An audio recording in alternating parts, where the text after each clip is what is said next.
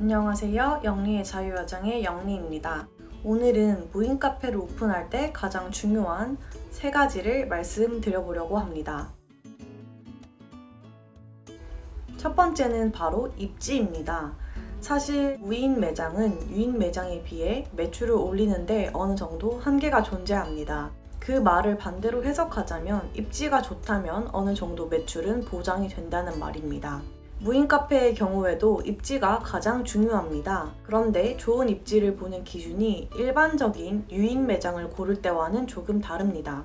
실제로 제가 첫 매장을 오픈할 때도 무인 매장 입지에 대해서 이해도가 없으신 분들은 왜 저기에 오픈을 하지? 라고 생각하셨던 분들이 많았습니다.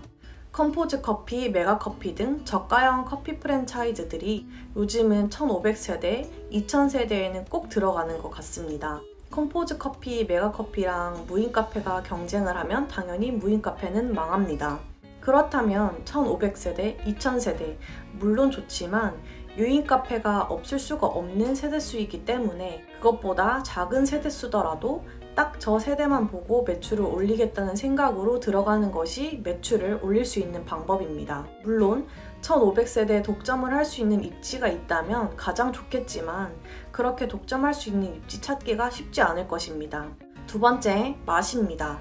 당연히 무인 매장도 사업이기 때문에 맛이 중요합니다. 무인 카페가 집 앞에 생겨서 와봤는데 맛이 없다면 그 매장에 다시 방문하는 고객은 거의 없을 것입니다.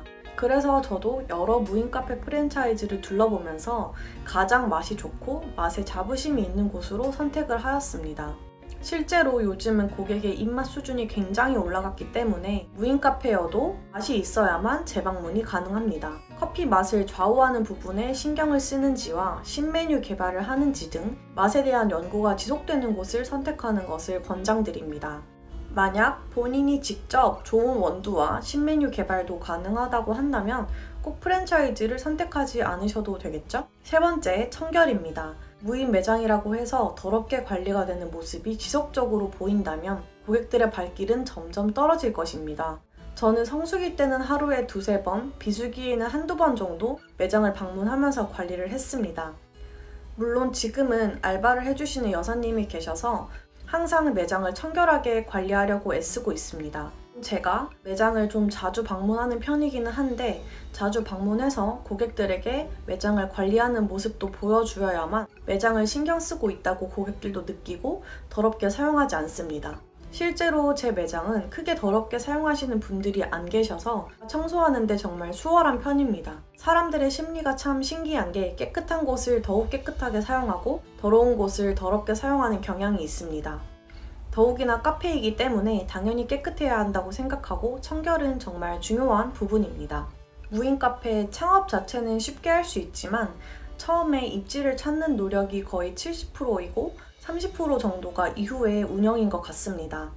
오프라인 창업의 경우 초기 투입되는 자금이 있고 운영하는 데 비용이 들고 또 노력도 들기 때문에 꼭 신중하고 꼼꼼하게 따져보시고 창업을 결정하셔야 합니다.